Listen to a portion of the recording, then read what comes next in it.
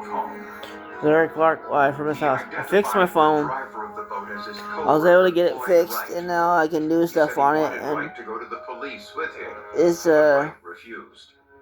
And he says, "Well, I don't want to lose my job. I'm going to lose my job. I'm going to lose my house." He says, "Well, this guy lost his life." He says, "This is wrong."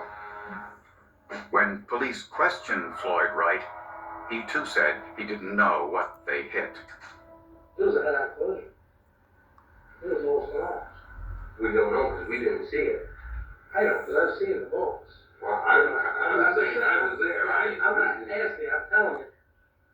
We heard a thud, and we turned around and we looked and we didn't see nothing and we didn't hear nothing.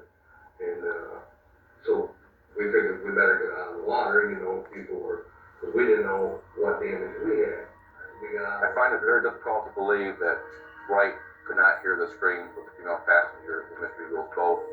We have witnesses on shore, several hundred feet away, who could hear her screams for help.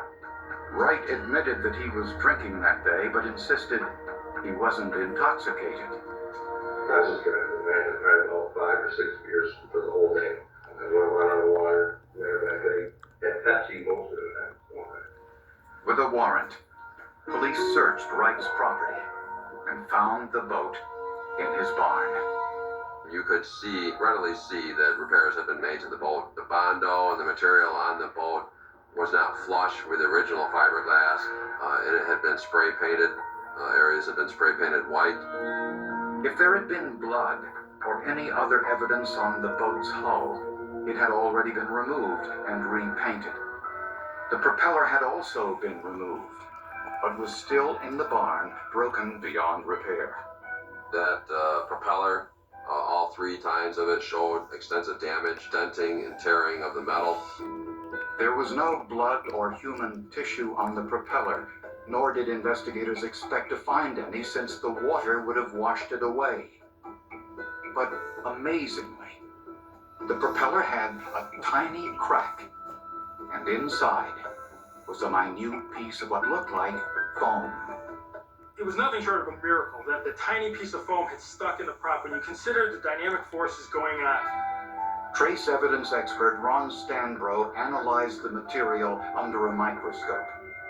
I did not have very much sample to work with, but it was more than enough for the analysis that we were required to do. The foam from the propeller looked very similar to the foam padding from the seat in Harry Yule's boat. So Stanbro went a step further, using a process known as Fourier transform infrared.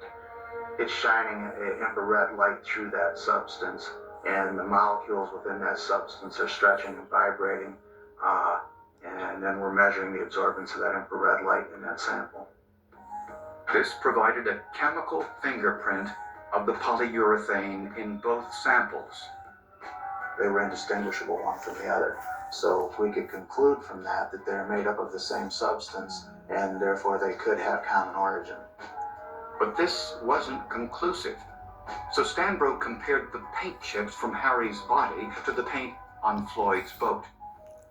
They were heated to 800 degrees centigrade and vaporized, so that their chemical components could be measured by a gas chromatograph mass spectrometer. Again, the chemical composition of both samples was identical. Prosecutors now had enough forensic evidence to link Floyd Wright's boat to the hit-and-run accident.